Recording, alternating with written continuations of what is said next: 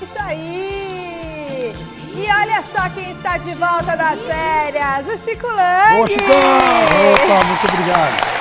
Muita saudade de vocês. A gente também estava com o pessoal saudade. tava perguntando, cadê o Chico Lang? Cadê o Chico Lang? Aí eu falei, tá de férias, mas voltou já ontem no Mesa Redonda já. É verdade. É isso aí. Em grande estilo, hein? Em grande estilo. Bem demais. Nosso querido Alex Miller também por aqui.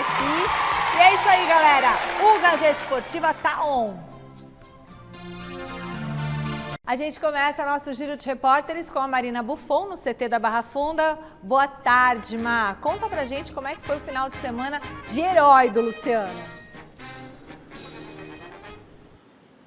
Pois é, Michele, 100 gols marcados com a camisa do São Paulo. Boa tarde para você, para todo mundo que inicia essa semana aqui com a gente no Gazeta Esportiva. Luciano chegou a essa expressiva marca no último sábado, na vitória por 2-0 sobre o Bahia do Rogério Ceni. Ele marcou o primeiro gol ali dessa vitória por 2-0, depois até deu um passe de letra muito bonito para o Bobadilla fazer o segundo.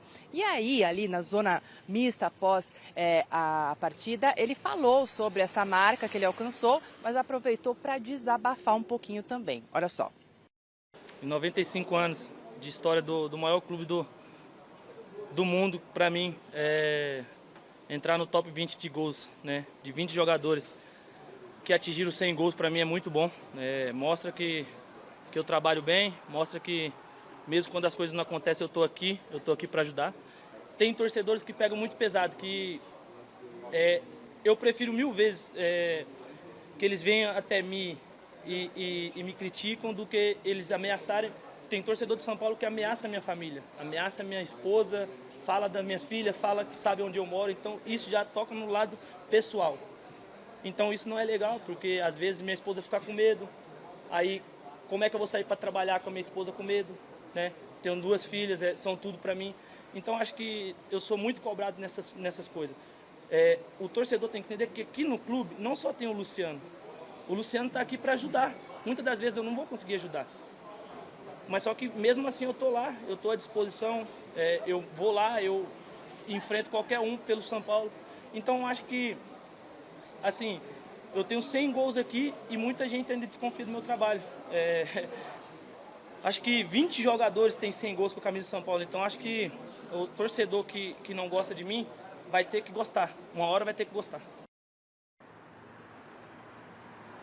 Tá aí então as palavras do Luciano, camisa 10, que chegou a essa marca expressiva dos 100 gols. Só para vocês se situarem aí, no século XXI, ele é apenas o 3º nome a chegar a essa marca. Antes dele, Rogério Ceni, justamente aí o técnico do Bahia de ontem, e Luiz Fabiano também com 212 gols, o Rogério com 131 e agora então o Luciano com 100. Só uma curiosidade para vocês, o primeiro gol do Luciano com a camisa do São Paulo foi também contra o Bahia em 2020, um empate por 1-1 no Morumbi. Então, no sábado ele chega ao 100º gol contra esse mesmo Bahia, enfrentando o Rogério Ceni. Eu volto com vocês por aí para vocês comentarem essas informações e, claro, a fala do Luciano. Beleza, Má, obrigada. Bom, Luciano tem 32 anos, não é nenhum garoto também para ter... Eu entendo muitas vezes as críticas, mas quando se fala em sabe, violência, né, contra a família, isso é um absurdo. Né? E olha, fez 100 gols, é uma marca histórica. Nesse ano aí, nessa temporada, acho que são 15 gols que o Luciano tem. Então, fala, Alex, o que você acha? Ele, em 5 anos de São Paulo, tem 100 gols, uma média de 20 gols por ano, uma boa média. Ele, sem dúvida, é um dos destaques do São Paulo nessas temporadas todas. E ele é daquele tipo de jogador que, muitas vezes, por um comportamento dentro de campo ou até mesmo em entrevistas, ele desenvolve assim, uma reação das pessoas que tanto podem gostar demais dele, como podem falar, né, esse cara já deu, ele é muito chato, já enjoou, se acha muito, é convencido, acha que joga mais do que... joga mais do que acha que joga, tá se achando raí, tá se achando careca, enfim. Então tem para todos os gostos. Tem gente que não gosta e tem gente que adora. Principalmente os mais jovens, né, que não tiveram como referência times do São Paulo que foram campeões várias vezes em décadas passadas. Se você pega um São Paulino de 25 anos para baixo, o Luciano é uma referência. Se você pega um São Paulino de 40 anos de idade, a relação Aí é completamente outra, contrária, porque ele vai se lembrar do Miller, do Careca, do Raí. Raí, mais pra frente, né, da década do Talvez Muricy do Ramalho. Chulapa. Isso, Aloysio Chulapa, o Mundial de 2005, o Tri brasileiro, né, 2006, 7, 8. Então, é difícil. O Luciano falando desse jeito assim, quem não gosta de mim um dia vai ter que gostar. O Caleri tem 79 gols. Então. Mas ele é o centroavante mesmo, né? Você vê como o Luciano faz gols.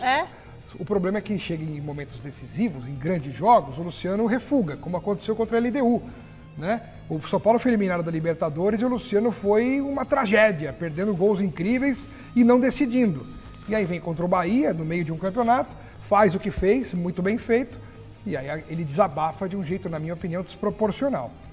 Ele tem lá os seus momentos, né, de desabafo, de rebeldia, principalmente, né, de não aceitar muito o que as pessoas falam, o que os técnicos dizem para ele fazer em campo. Ele não obedece taticamente o jogo, mas vamos combinar que ele é o maior ídolo hoje do São Paulo, né, depois do Rogério Ceni. Você vai falar, mas como assim? O Rogério jogava muito melhor que ele jogava, mas só que hoje parou, é técnico do Bahia, não joga mais, pertence ao passado. E hoje, a página atual da história do São Paulo está sendo escrita pelo Luciano. E olha, ele está fazendo gols atrás de gols, gols importantes. Mas ele... É o ídolo Z, da geração chega na hora decisiva, ele refuga. Mas quantos jogadores não fazem isso na hora decisiva? O Lucas, por acaso, resolveu na hora decisiva? Não. O Oscar resolveu na hora decisiva? Não. Estava machucado. O Lucas foi fundamental no título da Copa do Brasil, né? Peguei aqui, os maiores artilheiros da história de São Paulo. Serginho Chulapa, chuta quantos gols? 100 e poucos gols. 242. Aí depois, terceiro lugar, Luiz Fabiano. 150. 212 gols. França, lembra do França? Eu lembro. 182 Jogava gols. demais o França. Agora o Miller, o nosso Miller, chuta quantos? O Miller deve ter feito 150? bastante gols. 160, quase. Leônidas. Leônidas da Silva. 144. O Miller é o sétimo. O nosso Miller Isso aqui. porque ele não era centroavante e não tinha como principal obrigação fazer gols. Rogério como ele era gigantesco, né? Rogério Ceni é o 10º com 131 gols. Raí, 128, 11º. Aí, Careca, 14º, 115 gols. 14º. E aí o Luciano tá em 19º, com 100 gols. Que é um lugar maravilhoso, né? Tá histórico. Tá dentro da idade O dele. detalhe é que esses outros artilheiros que você citou foram campeões de grandes campeonatos. Grandes o Luciano títulos, tá falta faltando. um pouco isso para engrandecer o currículo dele como jogador na história de São Paulo, né? Falta campeonato, mas não falta esforço e muito menos garra. Botafogo e Santos mediram forças ontem no Engenhão. O duelo foi bem movimentado e o empate acabou não sendo um resultado tão ruim para o Peixe, que ficou atrás no placar em 2 oportunidades. Vamos ver como foi. Botafogo e Santos no Newton Santos. Com apenas 22 segundos de jogo, Joaquim Correia enfim desencantou e marcou seu primeiro gol com a camisa do Fogão depois de 21 jogos, 1-0.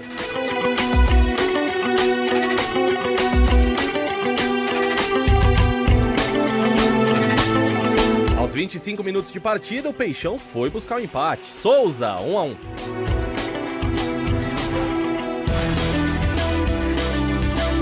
O ritmo frenético e acelerado de jogo continuou ao longo do primeiro tempo. E aos 38, o time da casa voltou a comandar o placar. Joaquim Correia, de novo ele, bateu com categoria e marcou o segundo.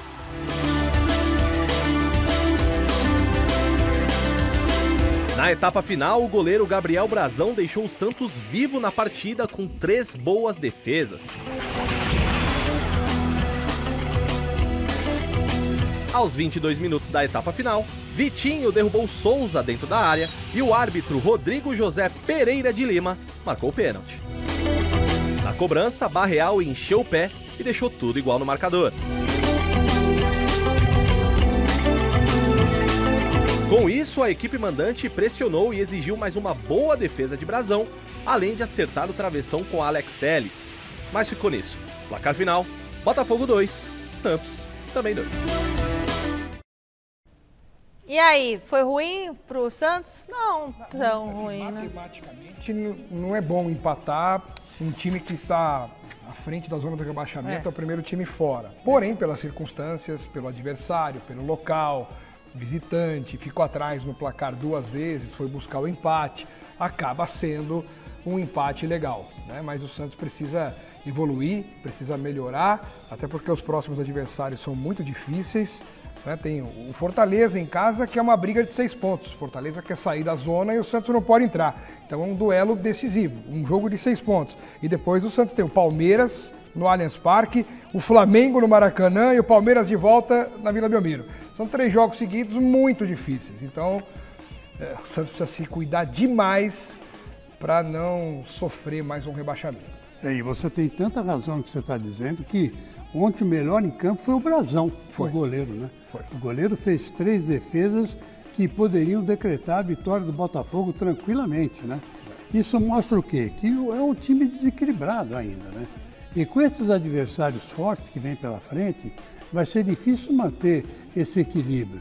Não é todo jogo que o Brazão vai ser o melhor em campo, né? Vai fazer milagres, né? Como ele fez ontem, né? E vamos ver o que vai acontecer. Agora, uma coisa que eu acho legal é que o Vojvoda, ele está insistindo em jogar com 3 zagueiros, né?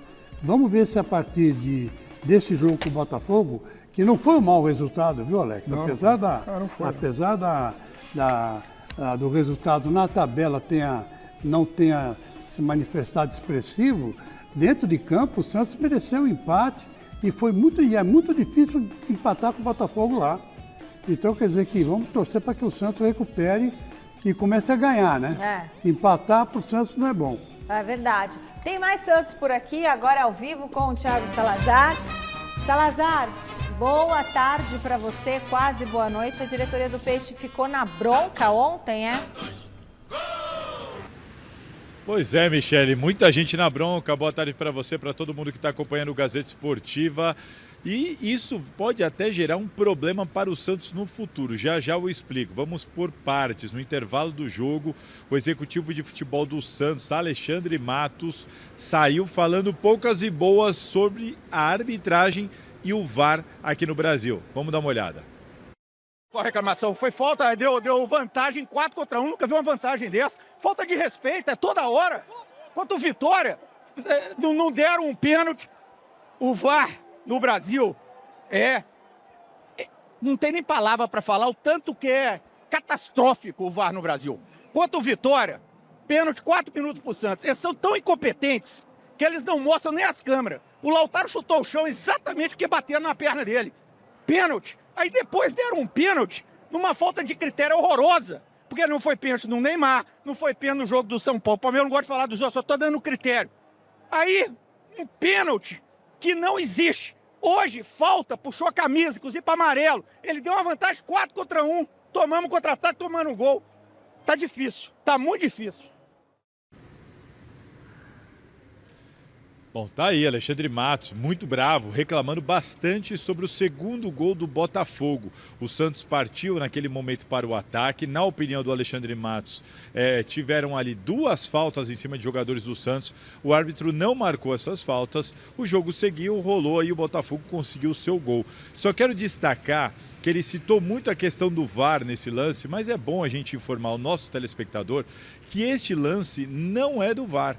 Como as faltas, em tese, foram cometidas muito antes do início das jogadas de ataque, não seria um lance do VAR, seria um lance do árbitro de campo que preferiu não dar a falta, não entendeu aqueles lances como faltosos. O Botafogo toca a bola é até recuada em dado momento para trás, por isso que aqueles lances deixam de se tornar lances do VAR e o jogo segue até o segundo gol do Botafogo. Essa é a principal reclamação, mas ela não tem muita relação com a atuação do VAR e sim com a atuação do árbitro. O ponto é, o árbitro relatou muita coisa dessas reclamações na súmula da partida. Inclusive, em dado momento, na súmula, ele cita que o Alexandre Matos o agarrou pela camisa, ameaçando ele. E depois também cita a presença do presidente Marcelo Teixeira e do gerente de futebol Gustavo Ferreira durante a zona mista, também fazendo ameaças e xingamentos para cima do corpo de arbitragem.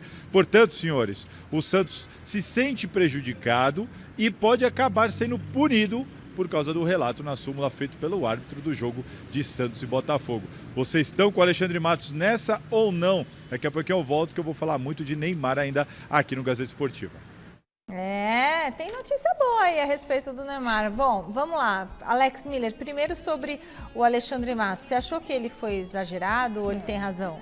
Ele pode até ter razão no teor das reclamações, né, na explicação das jogadas, alegando que foi falta, tudo mais. Só que um dirigente que acaba tendo uma atitude destemperada como essa, dentro de campo, entrando no campo, ameaçando o árbitro, segundo os relatos, até encostando no árbitro, pegando na camisa.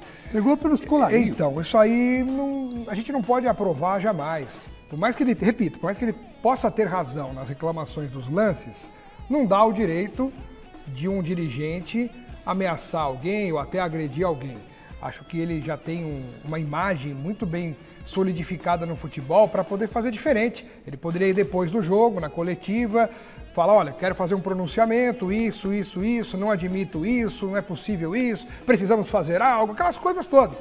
Agora, você chegar ao ponto de praticamente ir às vias de fato com o árbitro para reclamar de lances do jogo, aí eu acho completamente descabido.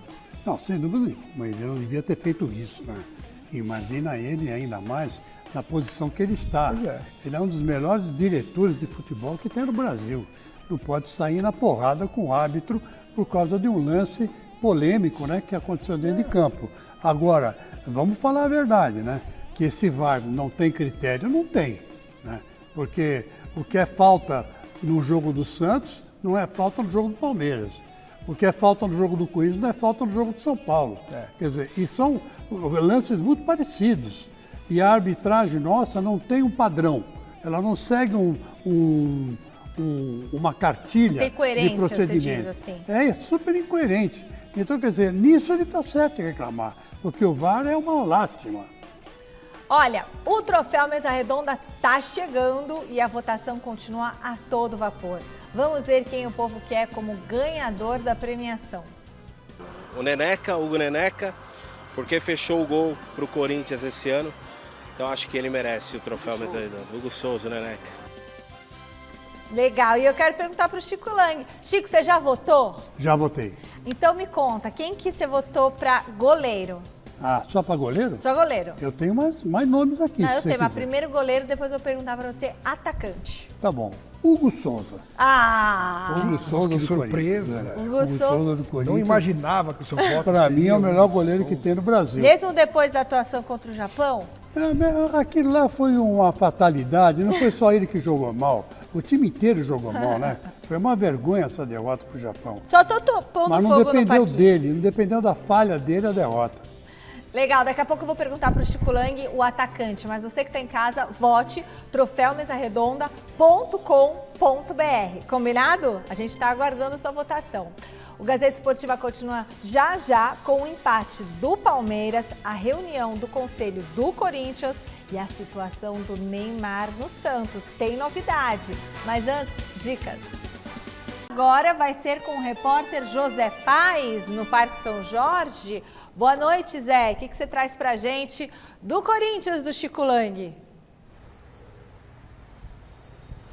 Oi, Michele. Oi, boa noite para você, boa noite para todo mundo que está acompanhando aí o Gazeta Esportiva. Falando um pouquinho do jogo do último sábado, né? Vitória importante do Corinthians contra o Vitória lá em Salvador pelo placar de 1-0, gol do Charles, um gol chorado, um gol sofrido, mas que deu 3 pontos muito importantes para essa equipe do Corinthians. E o dado interessante aí para você que está acompanhando o Gazeta Esportiva. Olha só, o Corinthians em 33 jogos com o professor Dorival Júnior no comando, não tomou gol em 16, inclusive nesse jogo aí contra o Vitória. Lembrando que o Corinthians nos últimos 4 jogos só tomou gols do Santos. Então uma atuação defensiva muito boa do Corinthians frente ao Vitória. Corinthians que teve o retorno do André Carrillo, jogador de 34 anos, peruano, teve uma lesão ligamentar importante no mês de agosto, passou por cirurgia, comecinho do mês de agosto de 2025. No dia 6 de agosto ele se lesionou contra o Palmeiras, jogo válido pela Copa do Brasil, lesão ligamentar no tornozelo, passou por essa cirurgia. A expectativa é de que ele ficaria longe dos gramados 2025 inteiro, até dezembro, só voltaria em 2026, mas ele se recuperou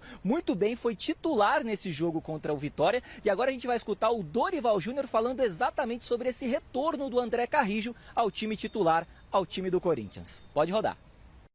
Bom, nós vamos acompanhando a evolução, ele vinha trabalhando muito forte, e eu senti que ele teria condições de nos entregar pelo menos aí 45 minutos, foi até um pouco além. Fico feliz com isso, voltou dentro das suas características, agora o processo é contínuo, buscando uma evolução, uma melhoria, e mais um jogador aí para poder nos ajudar, nos auxiliar no momento tão importante do campeonato. Corinthians que vai ter toda essa semana de preparação até o jogo contra o Grêmio no próximo final de semana, domingo, 4 da tarde, na Neoquímica Arena. A expectativa é de que o André Carrillo seja novamente titular dessa equipe do timão do Corinthians, porque o técnico Dorival Júnior tem problemas ali no meio de campo, né? O Ranieri está suspenso, José Martínez também, Breno Bidon foi expulso contra o Vitória, é mais um suspenso, então o Carrillo deve ganhar uma sequência importante nesse time do Corinthians, especialmente nessa partida diante do Grêmio. Eu devolvo para vocês poderem comentar um pouco das coisas das 4 linhas, porque hoje teve reunião importante aqui, teve entrevista coletiva importante aqui no Parque São Jorge, falando da política do Corinthians, mas isso é assunto para daqui a pouco. Devolvo para você por agora, Michele. Obrigada, Gê Paz. Fala, Chicão, do seu Corinthians. Olha, começar pelo Carrillo, né? O Carrillo jogou praticamente o tempo inteiro, né? Mostrou muita categoria, muita, vamos dizer assim, habilidade, né? Como ele sempre mostra, só que errou muito passe, né? Errou muito passe, se colocou mal em campo. Está sem ritmo de jogo? Está sem ritmo de jogo, isso que ia dizer. E é muito importante que ele entre em ritmo de jogo muito rapidamente, porque o trio Gin depende dele para poder jogar, né? O Roberto, o Garro e o Memphis. Depende muito dele, da disponibilidade dele, tática inclusive, para poder desenvolver o futebol. E o Corinthians é isso, Michele, aos poucos vai se reerguendo, né? Vai se reestruturando, se preparando muito bem para a decisão da Copa do Brasil. Aliás, eu estava fazendo as contas aqui, faltam 6 pontos para o Corinthians se livrar definitivamente do rebaixamento, né? Quando isso acontecer, chegar aos 45 pontos, que é a máxima que impede que o time seja rebaixado, o que tem que fazer é fechar o time e só treinar para o final da Copa do Brasil. Que se dane a Sul-Americana, a Libertadores, pouco importa para o Corinthians isso aí, isso é uma bobagem, entendeu? Então, o que importa é o Corinthians ganhar a partir de você conseguindo o não rebaixamento, é você ganhar a Copa do Brasil. Aí tem que focar tudo na Copa do Brasil, que aí você chega a Libertadores também. Pela Copa do Brasil você chega a Libertadores. Chicão, só um contraponto. Em tese, você tem razão. Se o Corinthians garantir matematicamente a permanência na Série A, a Copa do Brasil passa a ser o único objetivo.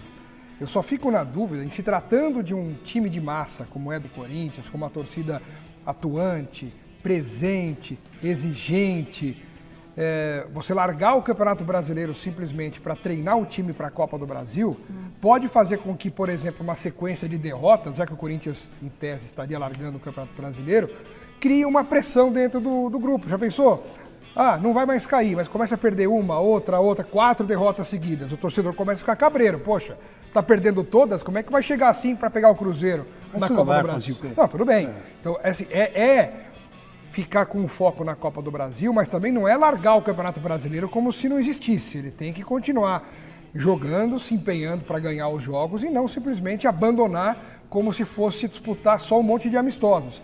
Senão, pode criar um clima ruim para o momento em que o Corinthians for enfrentar o Cruzeiro. É porque esses 8 jogos que estão faltando, Alex, são jogos importantes. O Corinthians faz 4 jogos em casa. E tem jogos difíceis, né? São jogos difíceis, mas faz 4 jogos em casa. Quer dizer, contra o Grêmio, por exemplo, né, que é o próximo. Então, quer dizer, esses jogos o Corinthians tem que ganhar.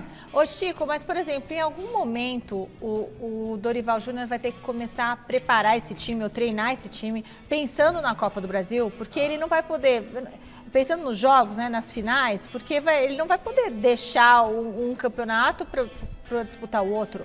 Não vai. Eu acho que esse alerta que o Alex deu é importante, mas eu acho que isso não vai acontecer. Pelo contrário, ele vai usar os jogos da Copa do Campeonato Brasileiro para colocar o time em ordem, para dar ritmo de jogo, principalmente para o triozinho, né, que está completamente sem ritmo de jogo. Esse jogo contra o Vitória foi uma lástima, né? O Memphis não pegou na bola, o Garro parecia que estava morto em campo. O Yuri Alberto, então, pelo amor de Deus, perdeu um gol feito. Tá certo que estava impedido, mas perdeu um gol feito. Quer dizer, o Corinthians precisa ajustes técnicos, né, que eu espero que o Dorival faça durante esse período. Bom, beleza. Agora eu vou fazer um novo contato com a Marina, que está lá no CT da Barra Funda. Eu quero saber se o São Paulo deve ter alguma novidade para a próxima partida.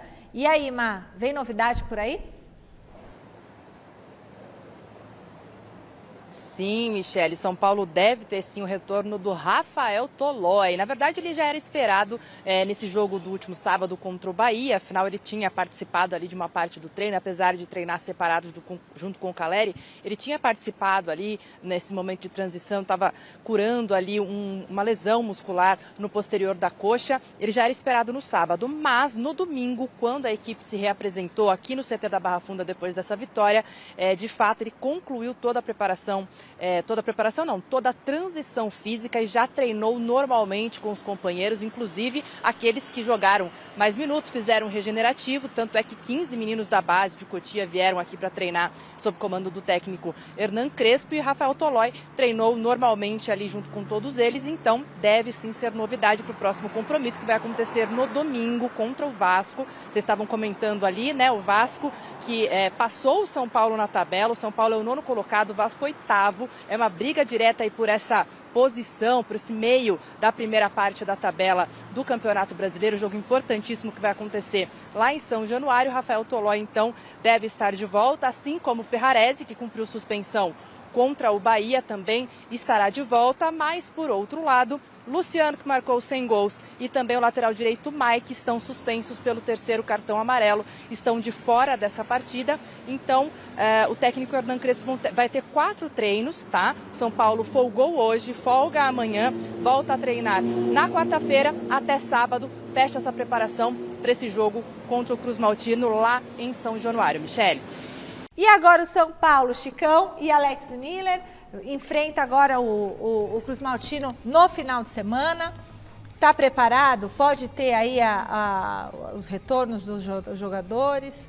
Pode ter o retorno de alguns jogadores, né? É. Mas com certeza o Lucas vai jogar. Isso é bom, importante, né, para o São Paulo nesse momento. Ele tem que pegar ritmo de jogo o mais rápido possível, né? Ele é um jogador que tem nível de seleção brasileira. É impossível que um jogador desse não tenha condição de jogo durante tanto tempo, como já ficou aí, os 3, 4 meses parado, né? Isso para ele não é bom, muito menos para o São Paulo, né? Mas o São Paulo tem tudo para pegar o Vasco e dar uma cacetada no Vasco. Que, Chicão? Dá uma cacetada. Lá no Rio? Lá no Rio. Que isso, sério, Chicão? O Vasco ganhou 6 dos últimos 7 jogos, Chico. O tapetinho, lá no tapetinho, lá de São Januário. É natural. Eu acho que dá sim, tem tudo para ganhar. Eu acredito no São Paulo. São Paulo é um time engraçado. Se não fosse os 11 desfalques, então. Os 11 desfalques que o São Paulo do Crespo acabou tendo, o São Paulo estaria disputando o vaga na Libertadores lá em cima, talvez até disputando o campeonato. Quer dizer, é um absurdo, né? O que aconteceu com o São Paulo em termos de contusões. E hoje o São Paulo está fora até do G8, né? Que pode existir uma chance de abrir G8 para a Libertadores. O São Paulo é o 9º com 1 ponto a menos do que o Vasco. Então é um jogo importante. Caso o São Paulo vença, ele passa o Vasco e entra nesse grupo de G8 para depois postergar uma vaguinha aí numa pré-Libertadores. Não é fácil não, e eu acho que o Chico tá empolgado demais para pegar o Vasco no Rio. Vasco 42. E falar que vai atropelar. Não sei não, hein? Eu acredito. Vai, Crespo. Ó, o empate... Ah, não, ele ainda não alcança o Vasco. É o Vasco com 43 e ele com 42. Só ganhar no Rio. Só ganhando, ele passa o Vasco e aí entra no G8. Tenho fé que vai ganhar. Aliás, o São Paulo é o time da fé, né? Você tá virando São Paulino, Chico? Não, São Paulino não. O que é isso? O que as férias fizeram com você, Chico? Mas a minha mãe era São Paulina. Eu lembro. Então quer dizer que... Tem um viés ali. Tem um pé na cozinha, né? Entendi. A gente fala mais um pouquinho de Troféu Mesa Redonda. Na tela, a opinião de mais um telespectador.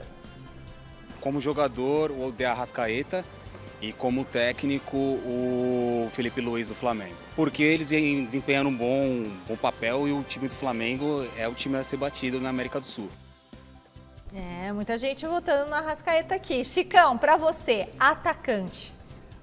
Pedro, Samuel Lino, Arrascaeta. Tudo Flamengo, Chicão? Tudo Flamengo. O Flamengo tem um time avassalador, né? Tá certo que às vezes dá umas pisadas de bola que não dá para entender, né? Mas essa derrota por Vitória. Mas é um time que tem capacidade intrínseca de se recuperar rápido, né? Como se fosse uma recuperação assim bastante esperada por todos. E eu acho que vai acontecer isso aí, principalmente tirando o Pedro, né, que acabou quebrando o braço, né? E tirando ele, eu acho que o resto tem condição sim. Ô Chicão, quem vai levar o Brasileirão? É o Palmeiras ou é o Flamengo? Eu acho que é o Flamengo. Chicão. Bom, olha, a pergunta que todo torcedor do Santos se faz é quando o atacante Neymar deve voltar a ficar à disposição. Mas eu acho que o Salazar tem uma resposta aí do técnico Vojvoda, né? É isso, Michele. Todo mundo na expectativa para saber quando que o Neymar vai voltar. Vojvoda falou sobre isso. Eu tenho informações sobre esse assunto, mas antes, vamos ouvir o técnico do Peixe. Ele está já trabalhando em campo. Sempre não parou ele de trabalhar, mas, bueno, como toda recuperação. Primeiro empieza uma recuperação muito leve, muito com academias, com fisioterapeutas, con todo el time de trabajo. Ahora ya estamos viendo un Neymar que está en el campo y eso me gusta, ¿sí? Más no vamos a apresurar, vamos a aguardar ainda, porque bueno, es un jugador que lo queremos y lo queremos ver y sabemos qué significa para nós. Tá, então, tá muito claro, né? Toda cautela possível com o Neymar. O Santos quer ter o Neymar para essa reta final de Campeonato Brasileiro, com um empate diante do Botafogo no Newton Santos. O Santos continua só um pontinho acima do Vitória, o primeiro dentro da zona do rebaixamento. A sequência é difícil, o Alex Miller lembrou, o Santos vai pegar Palmeiras, Flamengo, Palmeiras, tem o Mirassol antes disso, Mirassol que está surpreendendo muita gente. A sequência é difícil, o Santos quer contar com o Neymar. Agora, isso quer dizer o quê? Vão acelerar? Não, não vão. Vão antecipar? Não vão. Mesmo diante dessa situação? Mesmo diante dessa situação. Afinal, a verdade é uma só. O Neymar não está sendo preparado para jogar agora pelo Santos. Isso é só uma consequência. O Neymar está se preparando para tentar jogar a Copa do Mundo de julho de 2026. Esse é o foco do jogador e do staff dele. O Santos, ajudar o Santos, é só uma consequência. Isso tem que ser dito aqui. Ontem também o presidente Marcelo Teixeira falou sobre a renovação de contrato dele. Será que vai renovar? Marcelo Teixeira mais uma vez deixou claro, a intenção é que Neymar fique no Santos até a Copa do Mundo, até julho de 2026. Mas antes precisa entender se isso será rentável ao clube, se vai caber no bolso do clube, se o Santos vai conseguir manter o Neymar. E essa discussão, segundo Marcelo Teixeira, ainda não aconteceu. Conforme o presidente do Santos disse lá no Rio de Janeiro, eles sequer sentaram para conversar sobre isso. O foco agora é todinho do Santos escapar dessa situação incômoda e do Neymar se recuperar para voltar o quanto antes. E esse o quanto antes não vai ser em menos de 10 dias, Michele. Então, ainda tem um tempinho aí do Peixe tendo de se virar sem a sua principal estrela. É o que o Vojvoda falou, né? Vamos aguardar porque querem o Neymar plenamente recuperado. Mas né? é uma situação delicada, né? Uma situação esquisita. Chata né? também. Chata. Imagina, o Neymar, um dos maiores jogadores de futebol que a gente conhece hoje do mundo, está nessa situação, vai, não vai, vem, não vem, joga, não joga. Agora, em rede social ele aparece toda hora, mas ele não devia aparecer só na rede social. Pode até aparecer, faz lá uma brincadeira no Instagram, sei lá o que ele gosta de fazer, mas ele tem que jogar, gente. O Neymar tem que jogar, tem que entrar em campo e resolver a parada para o Santos. Porque quem que vai resolver a parada para o Santos, esse não rebaixamento, que não seja o Neymar? O Neymar tem que voltar urgentemente ao time do Santos, Alex. E tudo que a gente tinha que falar sobre o Neymar, essas coisas de luta por Copa do Mundo, fase dele, se ele é sério ou não como profissional, a gente já vem falando há bastante tempo, mas o que o Chico falou é o que falta, ele voltar a jogar e ver como será essa reta final de Campeonato Brasileiro para o Neymar a partir do jogo em que ele retornar. Existe uma expectativa de ele voltar daqui a 10 dias mais ou menos contra o Flamengo, na Vila Belmiro, e aí daí para frente, faltando depois... quer ver, ó? Depois do Flamengo, tem 1, 2, 3, 4, 5, 6, 7 jogos aí para o Santos fazer até o fim do Brasileiro. Vamos ver como é que ele vai desempenhar. É isso que a gente tem que saber. É isso aí. O Palmeiras entrou em campo ontem, sabendo do tropeço do Flamengo no sábado, mas o time do técnico Abel Ferreira não conseguiu somar os 3 pontinhos contra o Cruzeiro. Dá uma olhada. 2 ou 3 pessoas disseram bem-vindo ao Brasil.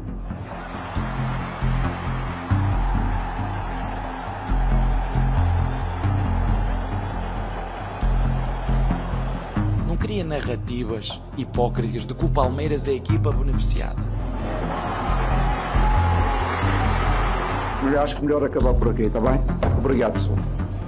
O alvo da vez foi Rafael Rodrigo Klein. O árbitro decidiu não expulsar Gustavo Gomes com 10 minutos do primeiro tempo, em um lance que tirou Wanderson do jogo.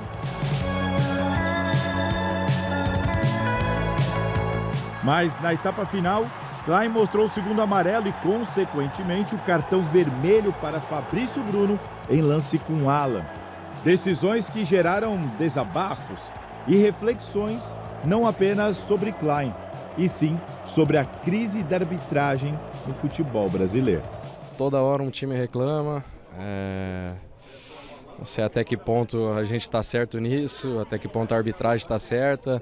Eu entrei agora aqui, 2 ou 3 pessoas disseram bem-vindo ao Brasil. Pois estou frustrado se vale a pena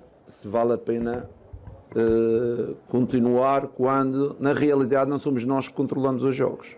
O Fabrício, acho que não fez falta nenhuma, quem faz falta é o adversário que faça falta, ele roda, bate-lhe nas pernas, a expulsão, as dualidades de critérios. Enquanto um grupo de profissionais tiver sido gerido ou arbitrado ou avaliado dentro do campo um conjunto de amadores, enquanto não houver uniformização dos relevados todos, eles iguais para a Liga, enquanto não houver um sindicato dos jogadores forte para defender os interesses dos jogadores do calendário, enquanto não houver essas coisas todas, não vamos entrar no top 5. Sinceramente, não sei se tudo isto vale a pena. Vamos? Querem mais alguma pergunta? Acho que melhor acabar por aqui, está bem? Obrigado, pessoal. Eu entendo perfeitamente o que o meu colega falou, da frustração dele. Não é só o Palmeiras.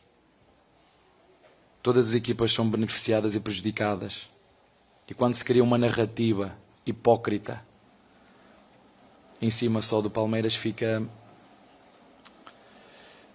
quase como vamos agora aqui arranjar um patinho feio, vamos arranjar um alvo e já que eles estão à frente no campeonato vamos tentar. Isso foi feito muito antes.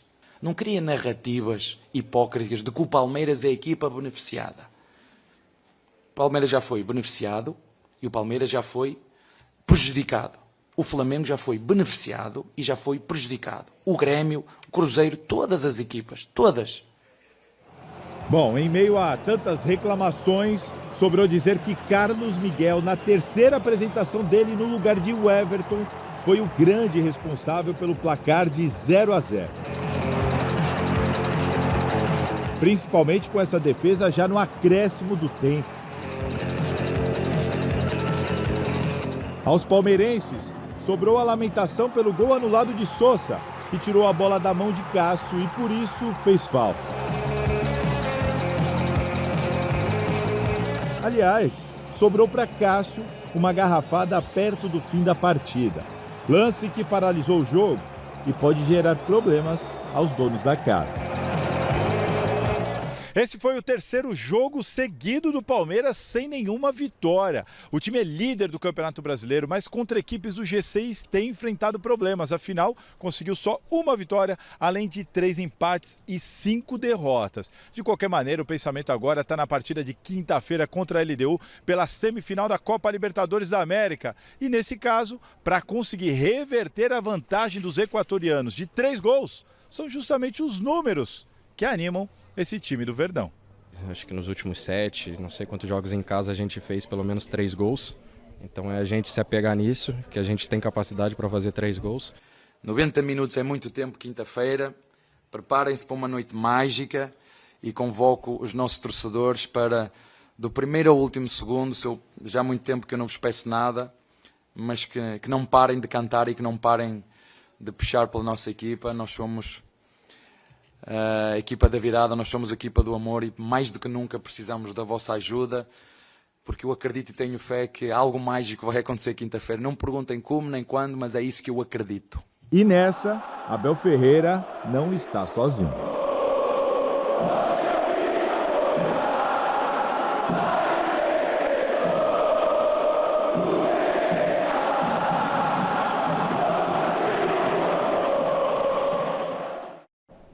A torcida deu um show, Alex. Deu um show e já mostrando que vai ser quinta-feira, né? O Caldeirão vai ser... Você vai? Devo ir. E acho que o Palmeiras tem que criar realmente essa atmosfera para poder ter mais chance de fazer a famosa remontada, né? De conseguir fazer pelo menos 3 gols de diferença, o que vai ser muito difícil, mas não é impossível, né? O problema é fazer 3 de diferença e ir para os pênaltis, né? Onde o Palmeiras normalmente se dá mal, mas é o que tem para o momento, né? Ganhe por 3 gols e vá para os pênaltis. Mas e o jogo de ontem? Agora o jogo de ontem... Você tá ansioso, já tá falando do próximo. Já falamos muito do jogo de ontem, né? Projetar a LDU. Ontem, de novo, um caos, a arbitragem, um jogo de mais de... No Gazeta Esportiva a gente ainda não falou, você falou muito no mesa. Um jogo de quase 100 minutos. Tivemos 42 minutos de bola rolando, o que é uma tragédia. O árbitro, né, também parou muito, então, por isso, né? É ele que picota, como disse o Abel na coletiva, ele marcava falta até em pensamento. Justamente parando o jogo. Lances polêmicos aconteceram, sempre vão acontecer e nunca vão deixar de acontecer. Mas o do Gustavo Gomes depende de uma interpretação, né? Depende, porque eu concordo com quem acha que ele deveria ter sido expulso, mas eu não descarto a interpretação do cartão amarelo como muita gente faz. Porque, pelo menos, a gente tem visto isso no Campeonato Brasileiro, numa dividida mais forte. Quando o jogador atinge primeiro a bola, os árbitros têm dado amarelo. Foi assim com o Andréas Pereira contra o São Paulo, foi assim com o Bidon contra o Vitória no sábado. Muita gente fala, não, mas ele foi expulso. Não, ele foi expulso porque ele já tinha cartão amarelo. Segundo amarelo. Lance ele tomou um outro amarelo.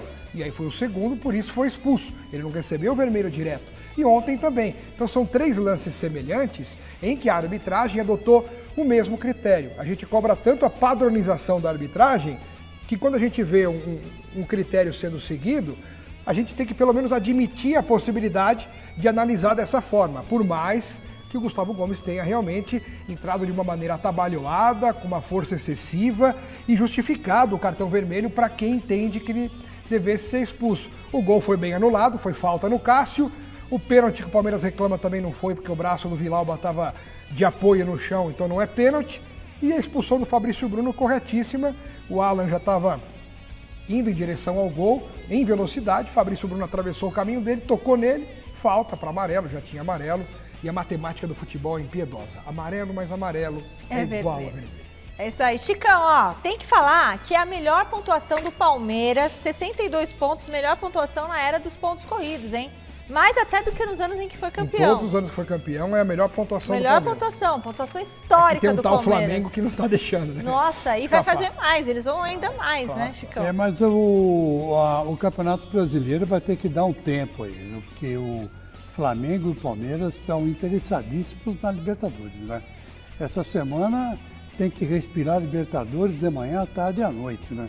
Não tem o que pensar em Campeonato Brasileiro, que tem muito jogo pela frente ainda. Palmeiras e Flamengo vão ficar nessa toada até, na minha opinião, até a última rodada. Um passa o outro passa um e vai ficar desse jeito. Agora, na Libertadores, não. Tem a Libertadores nesse meio, decide tudo na quarta-feira e na quinta-feira. Então, o foco tem que ser Libertadores. Não pode ser outra coisa para Palmeiras e Flamengo. Alexandre Silvestre está chamando para conversar com a gente agora. Boa noite, Silvestre. A CBF chegou a divulgar a análise do VAR do lance do Gustavo Gomes? Tudo bem, Michele? Boa noite para você, querida Chicão, Alex Miller, amigos, amigas, inimigos e simpatizantes. Eu estou aqui na porta da Academia de Futebol, onde o Palmeiras já iniciou os preparativos para o jogo de quinta-feira. Será que será uma classificação mágica, como prevê Abel Ferreira? O Palmeiras já fez algumas atividades hoje aqui, claro que não intensas para quem jogou ontem, e já virou a chavinha. Mas o jogo de ontem contra o Cruzeiro continua sendo assunto, porque a CBF, respondendo agora a sua pergunta, sim, vazou formalmente o vídeo e o áudio do VAR, e a gente vai colocar no ar agora para vocês um resumo, porque o vídeo tinha mais ou menos 5 minutos, reduzimos para 1,5. O vídeo começa com a imagem e o pessoal do VAR analisando. Vocês vão perceber que num primeiro momento eles acham que foi acidente de trabalho, como eu acho. Escorregou o pé, pegou a primeira bola, acertou o Wanderson, no caso o pé do Gustavo Gomes. Depois o Bins, que era o chefe do VAR, chama o Rafael Klein, juiz de campo, árbitro do gramado, para ver a imagem. E o Klein não dá cartão vermelho, ele prefere aplicar o cartão amarelo. Pode apertar aí o play, diretor. Nós temos um VAR também no Gazeta Esportiva, e o responsável pelo VAR é o Fini. Coloca no ar aí, por favor, diretor. Não, pra mim não tem como, você tá velocidade real, como recolher, tá bom? Você tá velocidade real por essa, ok? Segue. Velocidade real eu quero. Ok. Os dois atacam a bola, é instantâneo, não tem como recolher. Wanderson, a marca tá aqui. Processo. Concordo com você, Vince. Precisa. Ele que pediu. Então, Wanderson, a marca tá aqui, tá? Me ajuda aqui na marca. Ele vai sair na marca, tá? Pediu substituição, tá? Verifica se ele não mantém a perna em riste, tá?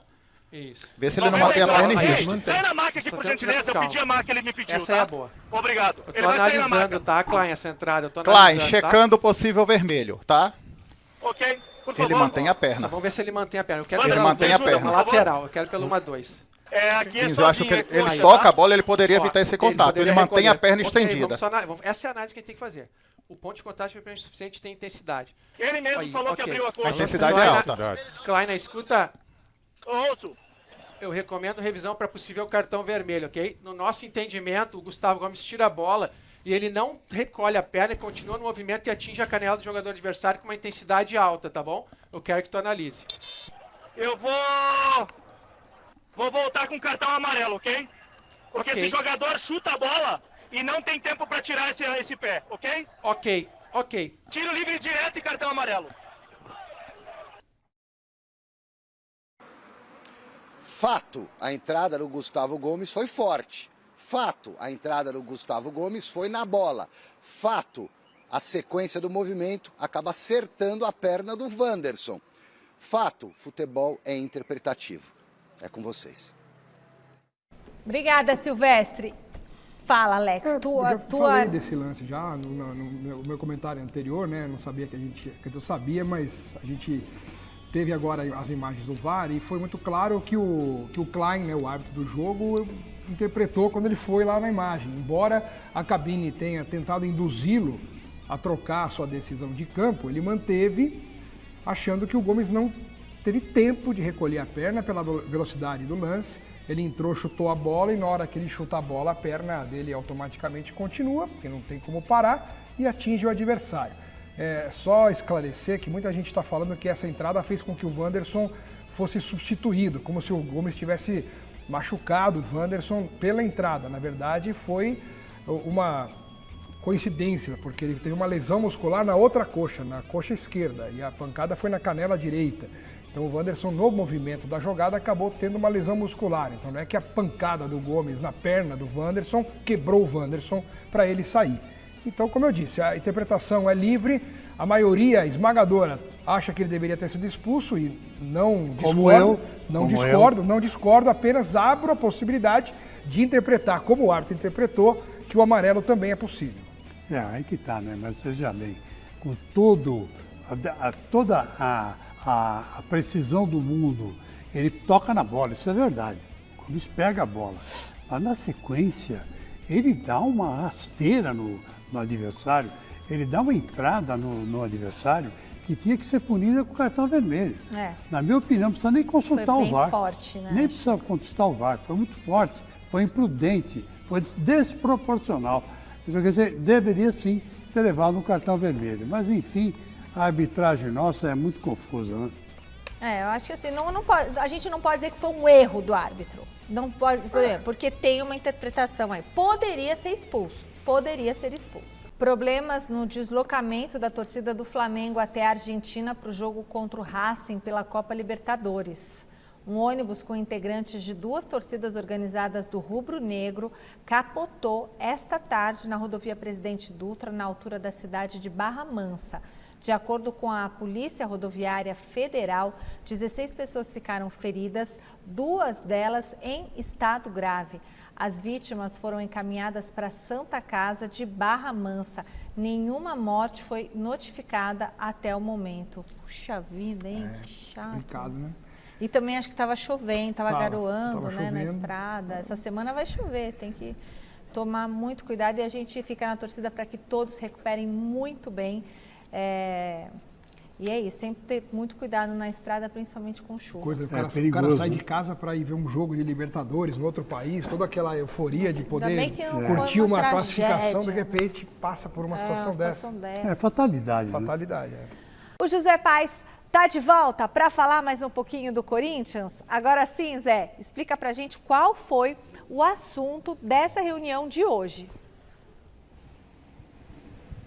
Pois é, Michele, assunto importante, o anteprojeto do novo Estatuto do Esporte Clube Corinthians Paulista. Tivemos uma entrevista coletiva hoje aqui com o presidente do Conselho Deliberativo do Corinthians, o Romeu Tuma Júnior, falando exatamente desse anteprojeto, que é nada mais do que um esboço, uma espécie de rascunho de um possível novo Estatuto do Corinthians. E alguns itens, alguns tópicos importantes estão lá nesse esboço, nesse rascunho. O principal deles em relação ao fiel torcedor poder votar para presidente do Corinthians na eleição de 2030. Então, como que funcionaria? Caso esse esboço seja aprovado, daqui a pouco eu vou falar sobre isso, então a partir de 2026, do ano que vem, você que é fiel torcedor do Corinthians, você vai poder então, você vai ter que ficar adimplente pelos próximos 4 anos, não pode deixar de pagar nem um mês aí a sua mensalidade do fiel torcedor, e aí se você ficar adimplente de 2026 até 2030 e ainda pagar mais 50% do valor da sua mensalidade mensalmente,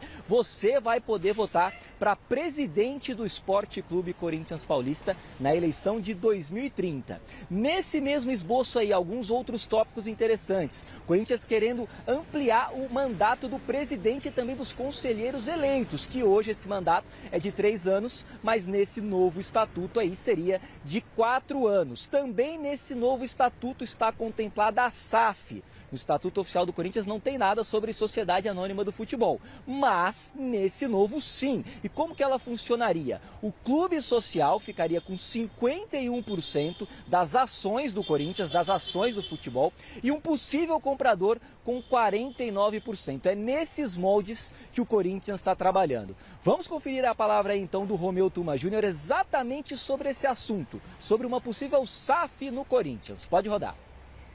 Quem vai decidir isso é a Assembleia Geral da própria associação, que são os associados da associação, hoje chamada Corinthians. Então, se as propostas podem ser feitas, elas vão seguir o curso normal. Com a regulação agora desse novo estatuto, mais claro ainda fica. Tem gente que está falando que eu marquei essa coletiva para hoje para inviabilizar o projeto de uma SAF que vai ser lançado amanhã, não tem nada a ver. Eu conversei com esse pessoal lá atrás, depois não tive mais contato, eles me procuraram, eu recebi, apresentaram a ideia, nunca veio um projeto escrito, por isso que não está aí. Os projetos que estão aí, hoje, mitigados e elencados dentro dessa proposta, eles foram apresentados formalmente.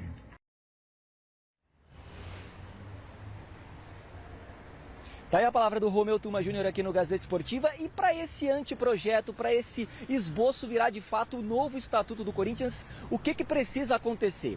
Ele precisa ser votado no Conselho Deliberativo do Corinthians no próximo mês de novembro, ser aprovado e ir então para uma Assembleia Geral dos sócios aqui do Parque São Jorge, para que eles também aprovem esse novo estatuto numa reunião em dezembro. E aí ele passaria a valer a partir de janeiro ou fevereiro de 2026. Então é uma coisa que está muito próxima de acontecer, pode acontecer e pode, por que não, favorecer muita gente, notadamente os torcedores aí do fiel torcedor, como eu disse agora recentemente aqui nessa minha entrada. Eu devolvo para vocês poderem comentar um pouco sobre isso, porque pode mudar bastante a vida do Corinthians. Lembrando que hoje, para votar para presidente, apenas os sócios estatutários, os sócios aqui do Parque São Jorge, podem votar para eleger o cargo máximo, aí, o mandatário máximo do Esporte Clube Corinthians Paulista. Devolvo para vocês, Michele.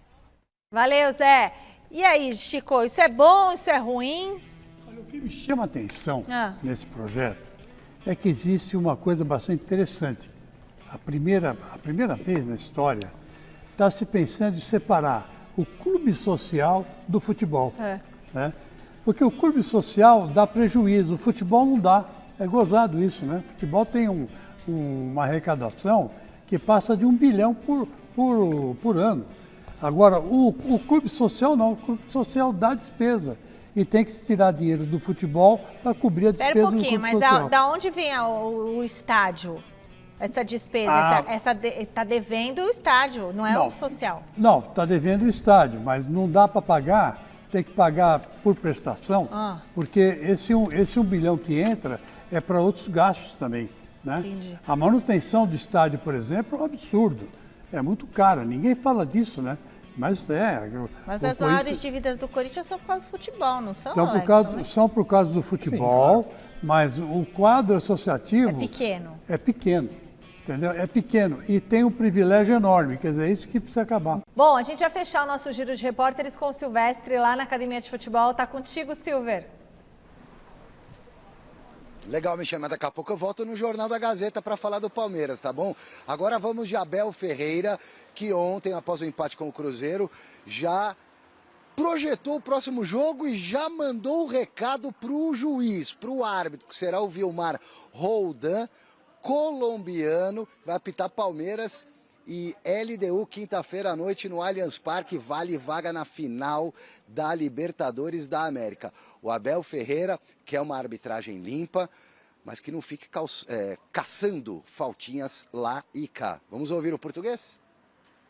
Eu só espero que não aconteça o que aconteceu aqui, independentemente do resultado final, que não aconteça o que aconteceu aqui com o Boca Juniors, que é o árbitro até pensamento a apitar e o goleiro está no chão. Aconteça o que acontecer no final, aconteça o que acontecer, eu sempre disse isto. É limpinho, como foi lá. Jogo andamento, é falta, levantar, não deixar, como hoje foi o jogo, picotado. Até pensamento o árbitro apitou. Não ter 45 minutos de tempo útil, o que querem que eu vos diga? Que dê os parabéns? Há muito para melhorar. Muito. Eu espero que quinta-feira que seja um jogo, que seja uma arbitragem que nem a pensamento apite, porque hoje apitava tudo, tudo. Para os dois lados. O Abel já está falando meu, apitava tudo meu. Vilmar Roldan será, portanto, o árbitro de Palmeiras e LDU, vale a vaga na final da Libertadores. O Piquerez, que não pôde enfrentar o Cruzeiro pelo Campeonato Brasileiro porque estava suspenso, retorna ao time, será titular certamente na quinta-feira à noite, casa cheia no Allianz Parque. O Palmeiras já se reapresentou, como eu disse, já está mirando esse jogo, iniciou os preparativos hoje, amanhã um treinamento mais intenso. O Aníbal Moreno é dúvida, ainda com problema na panturrilha, mas também não é titular absoluto do time. Quem volta mesmo é o Piquerez. Vamos ver o que o Abel Ferreira tem de plano para esse jogo. Lembrando que o Palmeiras vem de 3 eliminações seguidas em casa na Libertadores, em jogos de mata-mata. Em 22 foi eliminado para o Atlético Paranaense, em 23 perdeu para o Boca, tudo isso em semifinal. E no ano passado foi eliminado nas oitavas, também em casa, também aqui no Allianz Parque, jogo contra o Botafogo. Até daqui a pouquinho no Jornal da Gazeta. Boa noite aí, galera do Gazeta Esportiva. Boa noite, Silver. Fala, Alex. Tá com vontade de falar? Não, o Abel tem razão em relação à arbitragem, que a arbitragem chegue no Allianz Parque e faça um bom trabalho. Não picote o jogo, deixe a partida seguir e dê os acréscimos de tempo condizentes com o que aconteceu na partida. Porque ontem o árbitro conseguiu dar um de acréscimo a mais e quando estava com 30 segundos ele acabou o jogo. Faltavam 30